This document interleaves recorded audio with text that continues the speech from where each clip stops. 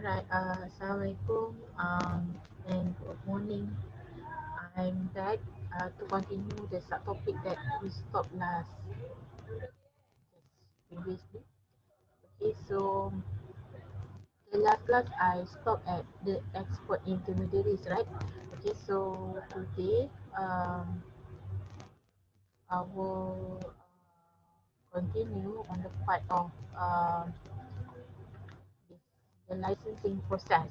Okay, alright. So what is the licensing? Okay, as I mentioned in the first class and first chapters, first topic, you still remember, licensing is the process whereby there are two parties involved, where is licensor and licensee, whereby the agreement, the licensor actually giving the own the rights of the license, and they give permission for the licensee to use, okay, the intellectual property, okay, and at the same time, licensee have to pay the royalty back to the licensor, right?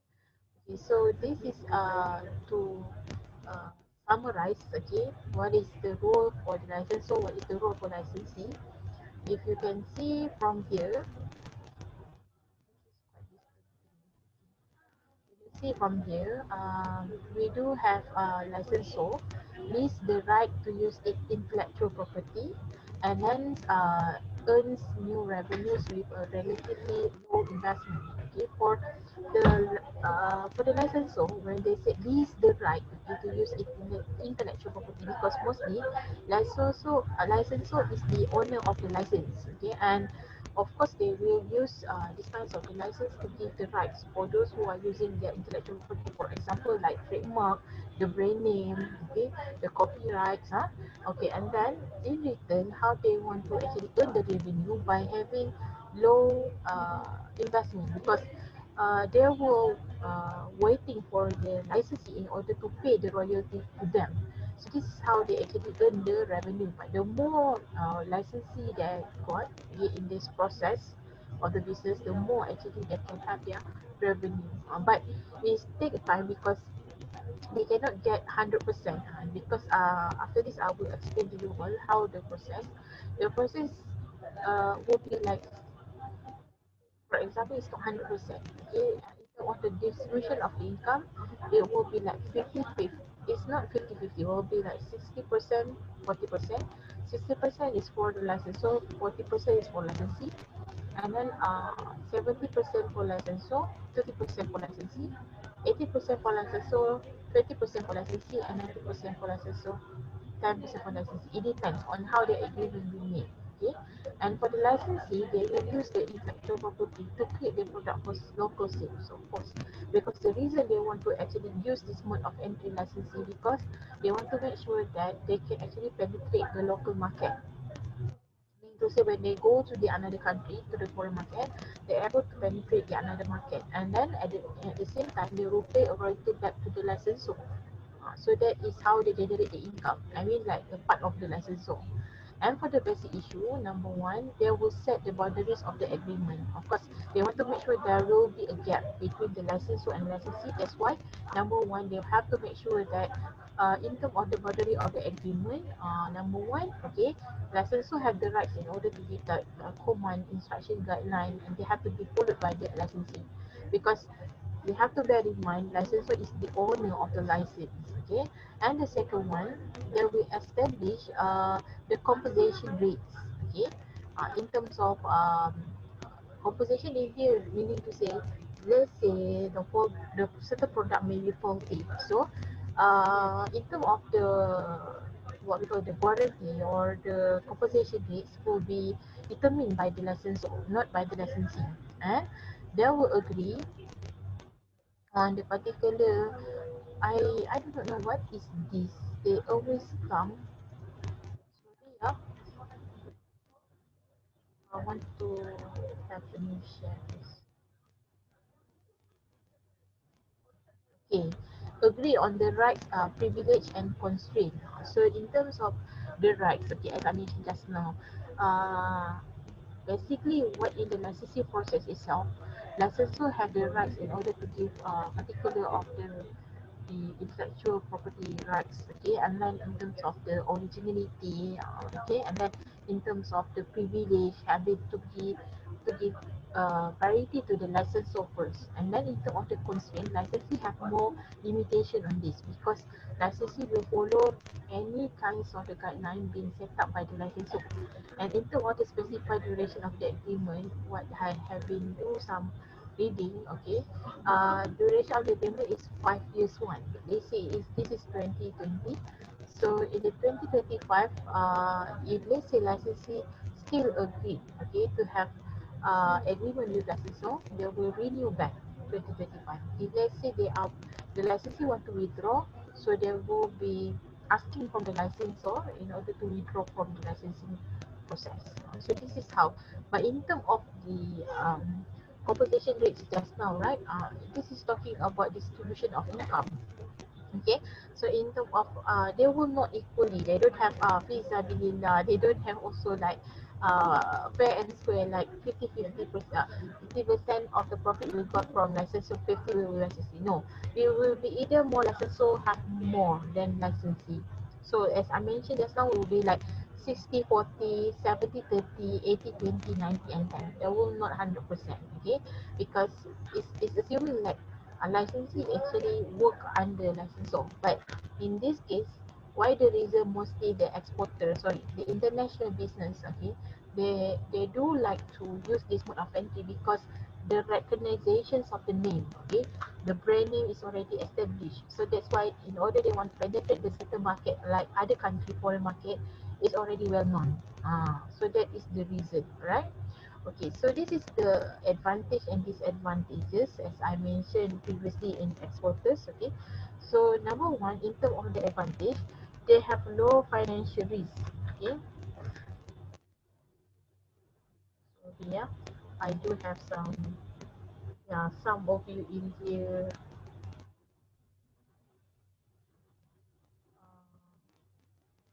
they want to get the answer. Okay, for tackle the keyword. But yeah, there's some distraction little bit here. Okay, it's for your friends also, right?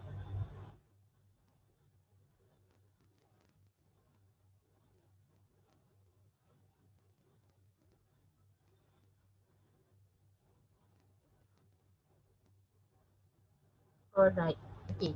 So in terms of the advantage, okay, licensing they have low financial risk. Why I say so? Because in terms of the financial risk exposure will be low because it's already been well known. And when they are well known brand or product or services, mostly in terms of the risk to enter new market will be low. So in terms of the financial risk also low here because everything rely on the licensor and licensee only just pay for the royalty. And the mastermind, can I use that term? The mastermind for all the production process, the operation itself is of course the licensee. However, in terms of the originality, the owner is come from the licensor. And the second one, it stated here low cost way to access the market potential. As I mentioned just now also because licensee will pay the royalty only and the rest of the resources will be owned by the licensor. And then it will avoid tariff and TB's restriction on the foreign investment because most probably, okay, the country have the another country, especially for the market, in terms of the licensing process, mode of entry is big welcome. As so do I told you just now in exporting just now, okay? They're welcoming and because I think that the strength of the licensing here in terms of they're able to penetrate the market without having some high risk exposure because it's already well known. So that is their strength and the success factor for the penetrating other market. And then licensing provide knowledge of the local market. See, so they don't need to go like asking their staff or maybe their employees in order to do market survey, whereas they already have the licensing in order to open up, okay, the new maybe licensing, okay, branches in order to penetrate the market. Okay, so this is the advantage.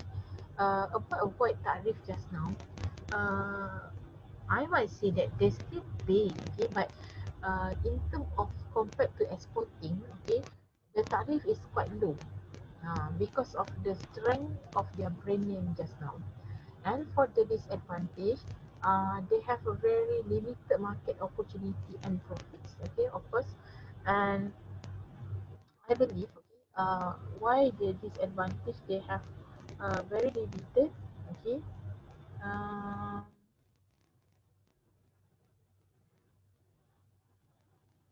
yeah, again, I have distraction here.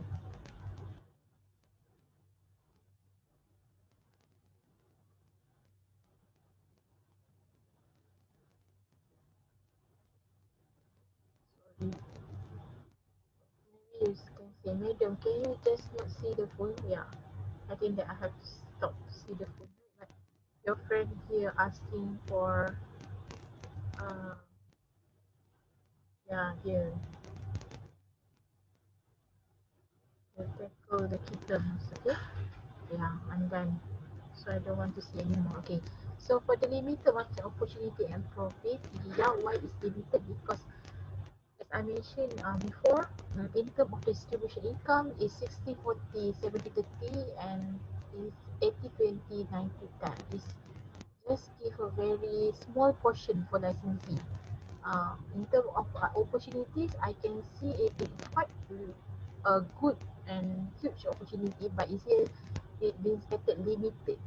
Because you have to follow where is your license so located to. Okay, and then dependence on the licensee. Yeah, in here, why is it dependence on licensee? Because licensor will be depend on licensee on how much they will pay for the royalty based on their annual sales. And then the potential conflict with licensee because in terms of the distribution income, okay, in terms of how they can maybe the licensee will do the hard work in here. Okay, they will try to gain specific and strategic location. They will do in terms of the operation and production line. But after all, the portions of the profit will goes to the licensor. So this is the potential conflict will be arise, and the possibility of the creating future competitors because why? Let's say, okay, one day maybe you involved in this licensing business, and then after you get some training from the license, so everything you have already mastermind in the admin part, marketing part, operation and production part, and then financial part, account part, and all sudden you already because you have been trained 5 years, right? I think 5 years is good, is quite a long duration, okay, for one of the business they want to establish, okay. So after you've been proved well by your license, so you can withdraw from the to become licensee, and then you can build your own brand name or maybe your own business. So that's why from the licensee, in other way around, you will become future competitor. Maybe in other way around, licensor will state you are backstabbing, but in the business, this is what we call intense competitors. One day I working with you, yeah, previously I working with you, one day I will become your competitors. See? That is business. For those who are smart enough, they can take these chances and opportunity to grab. Okay, in order to this is how McDonald is doing their business. So maybe one day I can like this. Not McDonald, sorry. They say I give example like Nike. Nike sports apparel. Nike in US is licensor. Nike in Malaysia is licensee. I like to take like Al-Ihsan sports apparel because they have the license in order to sell the products name of Nike. Okay, alright. So we're moving to franchising. Okay, this is I mentioned just now about McDonald. Okay, so franchising. I mentioned also in the first class if you still remember, and that's why I don't want to repeat. many times because it's been stated and been informed in our first lecture, first topic lecture. Franchising is the process whereby, like licensing just now, is the agreement between the franchisor and also franchisee. And in return, franchisee will pay the royalty to the franchisor, right? And if you realize, both of these mode of entry is quite similar. I told you before, if you still remember. However, what is make the licensor and licensing and franchising is different, whereby in licensing they have to actually more on flexibility in terms to sell their products, okay, in terms to have what we call giving some product segmentation and then product differentiation will be have more flexible compared to franchising. They are more formatted business. They are quite 100% they have to follow. Let's say you go to like McDonald's in US, the same layout, the same drive-through, the same of everything, the delivery services will be same like what we had in Malaysia. Even though our products might be more on halal certification and so forth, that one in different way. But what I'm trying to say, the operation line is similar, okay, compared to the US base. Okay, so what I'm trying to say in here, franchising is quite limited in terms of you want to have the flexibility compared to the licensing. Okay, in terms of the advantages, franchising, of course, they have very low financial risk because in terms of the relationship of the distribution of income, they have 60-40, they have 70-30, they have 80-20, and then they have 90-10. Okay, so basically, it's not equal. Okay, they don't have like a win-win situation concept. Okay, but they do have a win-win situation concept. However, in terms of the income, they cannot win-win situation because the owner is might be go to the franchisor. And then in terms of the low cost way to access market potential, the same also like licensing just now, because we are talking about uh, how flexible they are in order to entering the foreign market, because the strength that they have is in terms of their brand name. Kekuatan tu ada kepada jenama mereka. Apabila jenama mereka kuat, mereka tak perlu have a very extreme to do the market, what we call marketing strategy. Mereka tak perlu melakukan expensive marketing strategy. Mereka tak perlu melakukan bersungguh-sungguh sangat lah, because everybody will know what is McDonald's, what is Starbucks, because every single country they visit, maybe it's a foreign products, right? It's everywhere. It's mass. And then the third one, avoid tariff and TB's restriction on the foreign investment, because it's a foreign product. So everywhere you go, you will not have any difficulties. Because they keep welcoming. Okay, because in terms of the product is being stated as import tariff. They still pay, as I mentioned in licensing just now, they still pay, but in terms of that one, they still counted as a very low compared to exporting. And then maintain more control than with licensing. Why control? Because franchisor is controlling the franchisee. I told you before, flexibility. They say like Nike just now, right? Nike in US and Nike in Malaysia, they don't control, because let's say in Nike in Malaysia, okay, in terms of preferable of the sizing measurement is quite smaller compared to US size, right? So they can change it according to the size. In US, if I'm not mistaken, they do have customized for their own Nike. Let's say you want to design your own apparel, you want to design your own shoes. They have some mechanism like kiosk in order to design their own DIY. Compared like Malaysia, we never had this kind of technology yet. But compared, okay, in like franchising also, you realize or not, when once in US they started with like self-service kiosks, okay, in Malaysia also already have developed on it, okay. So that's why in terms of the controlling, franchisor is controlling more than franchisee. Hmm? I mean like in terms franchising controlling more than licensing, okay, because franchisor control more towards the franchisee. And then franchisee provide knowledge of the local market. The same thing like licensing just now. Because once you give the trust to the franchisee to open up your own branch there, they already localize. They already provide some the local knowledge, okay, about their market. I give very simple example. If you go to India, McDonald's India, they don't have Big Mac, okay? They call as Maharaja Mac. you go to Japan, okay, they do have some we call as green tea, okay, because they more preferable on the green tea for the breakfast compared to coffee. Okay, like us, we still have like black coffee, and even we have in here is teh tarik, right? So in Indonesia, if I'm not mistaken, correct me if I'm wrong. Okay, KFC for example, they do have rice. In Malaysia also we have like chicken rice. Okay, if I'm not mistaken, but it is only for a while.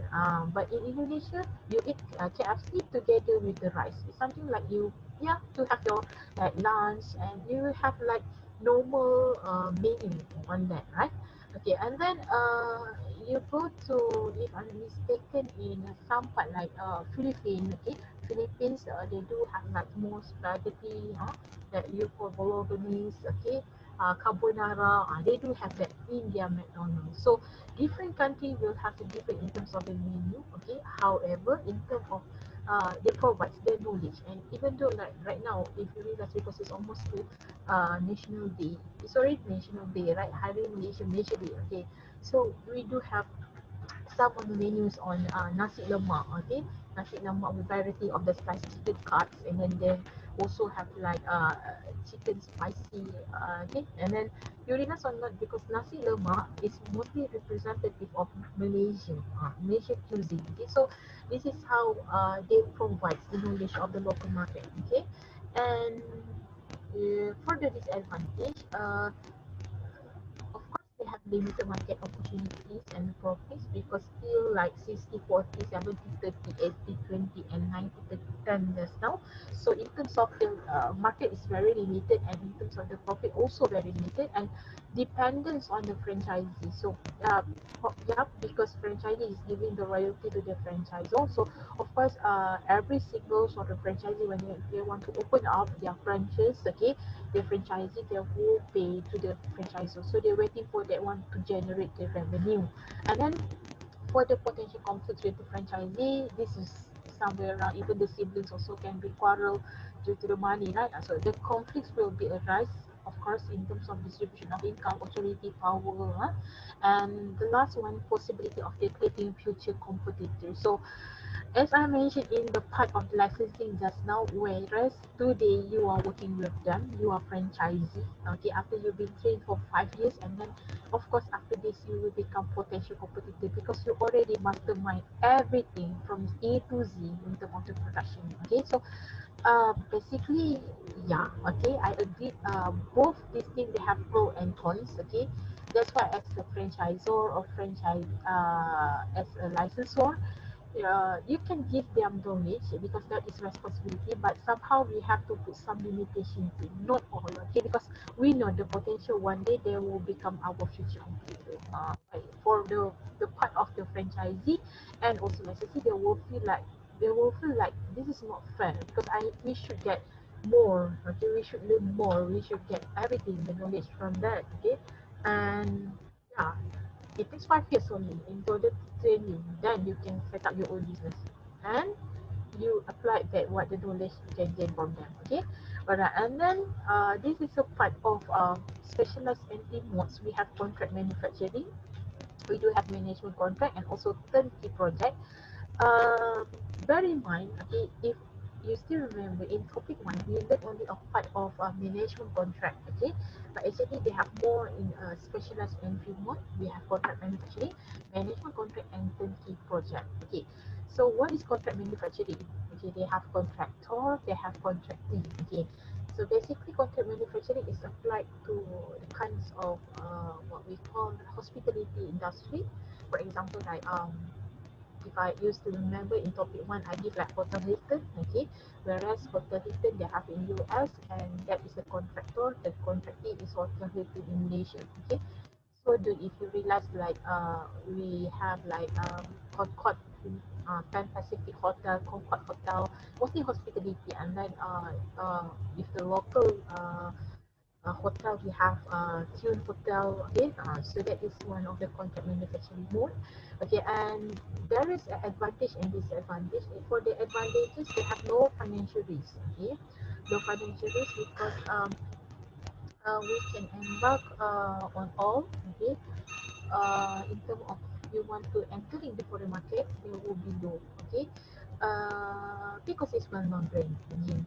And then they have very much resources to devoted to manufacturing because in terms of the contractor is provide everything. Okay, so the resources, especially the copyrights, if intellectual property is already been prepared well, and then they are focused firm resources on other elements of the value chain. Okay, so in terms of the marketing, administration, the production, and also resources financial, everything will be put on the firm itself. And for this advantage, um, it's reduced the control may affect in terms of the quality delivery and schedule. Okay, because why it will be not same as the contractor itself. Okay, it can be similar like what with franchising licensing, but after all you cannot give 100% like what you compare in the home country itself.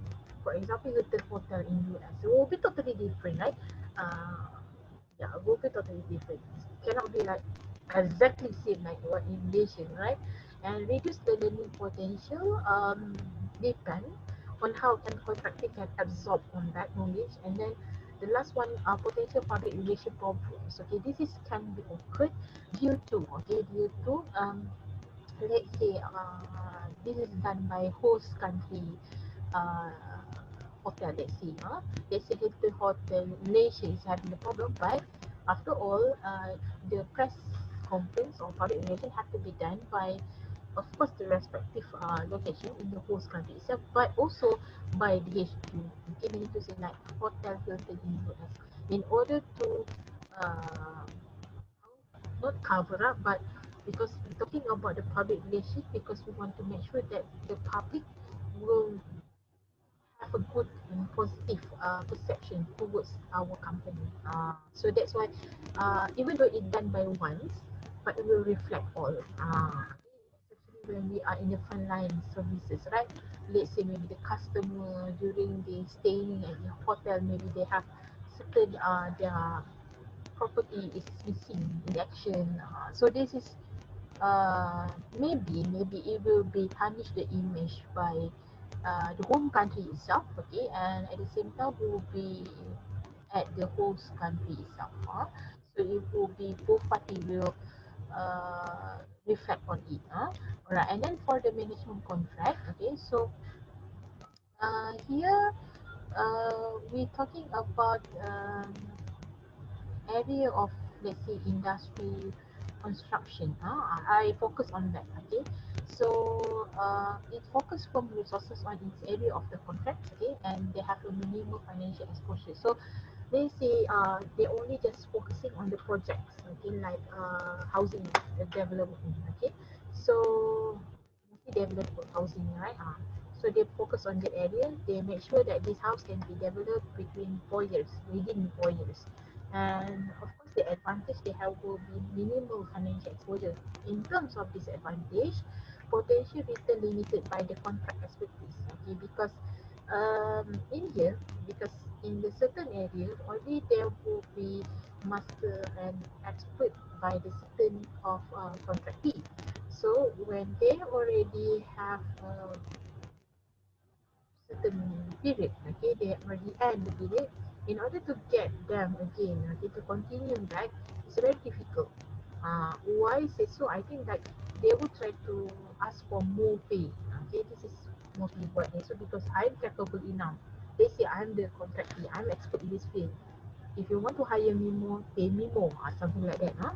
And then may unintentionally transfer property knowledge and techniques to contractee. After again, the same problem will be arise like franchisor and franchise licensee just now. After you already train them well within 5 years, then potential indirectly you will become our future competitors, and unintentionally you are already transferring the knowledge and techniques, which is difficult to get from the outside. So contractor already give what they have to give, and contractee will be learn and get some knowledge on that. Okay, and for the turnkey projects, the advantage they are focused firm resources on its area of expertise. Okay, they avoid all long-term operational risk. So uh, basically I can say that 30 project involving high-end projects. Okay, let's say maybe I give one example, like in Malaysia we do have ICT project before this, and Cyberjaya, this is a technology town before project. Okay, Cyberjaya, Putrajaya. Putrajaya is known as government residence project.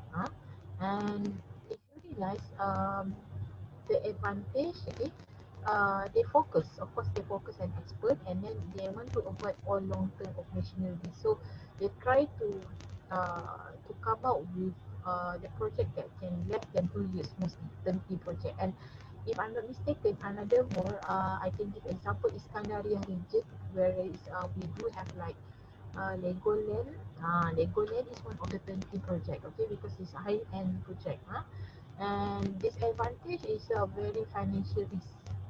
Risiko kewangan tu will be, we have to admit on that, because the cost is overrun in order to do and build something like what we call like that. Like Legoland is not a just only RM1 RM2. Okay, the cost is quite numerous and a huge high cost. And then disadvantage also will be construction risk, okay, because it will be impact on delays, okay, especially like housing developer, okay, maybe you promising to the customer buyers is only 2 years, and then after all they have lots of cost overrun, delays, workers problem, okay, and maybe resources is not come on time, so it become delay after all these 4 years. So it will be like, yeah, construction will be totally risk, and then the problems with the suppliers. The suppliers promising to give grade A, but it like slightly give you grade B. So this is uh will be a problem for them. Okay, yeah. So this is the things that to cover. Okay. Foreign direct investment, I will cover because foreign direct investment is quite a big part also. Okay, and inshallah I'll be right back. Stay tuned. Okay, assalamualaikum. Take care.